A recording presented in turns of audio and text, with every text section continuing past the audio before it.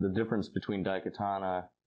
and the action genre and every other game is that I wanted to have more of a real story in the game and not make the game look like we basically built a lot of levels and then threw monsters all over them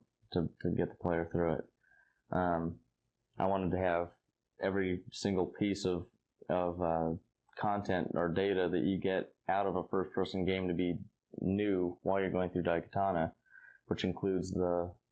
music, having a different song in every level, the graphics, the weapons, the artifacts, the monsters, the levels, every single thing that you get out of a game, I want it to be new while you're playing the entire game. Kind of like just a story-based RPG where you go through the whole thing and you just see new stuff the whole way. And so that was one of the big focus things at the very beginning of doing Daikatana was coming up with a story where we could take the player on a journey where it's just different the entire way through.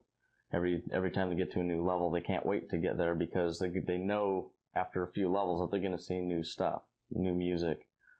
just new everything. So it's really exciting. It's not like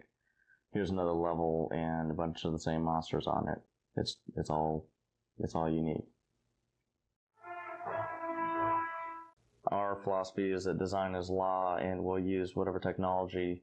that we can license to help the game along to just be really great looking and just basically be out there with every other A title. And what we primarily focus on at Iron Storm is the design of the game using the technology, and we put a lot of content into the game, lots of artwork, lots of programming on top of all the time that has been spent creating the engine. So what you're looking at usually is a game that took about 3 years to make, and we get to do it in a year and a half or so because of the time that we saved by buying the engine.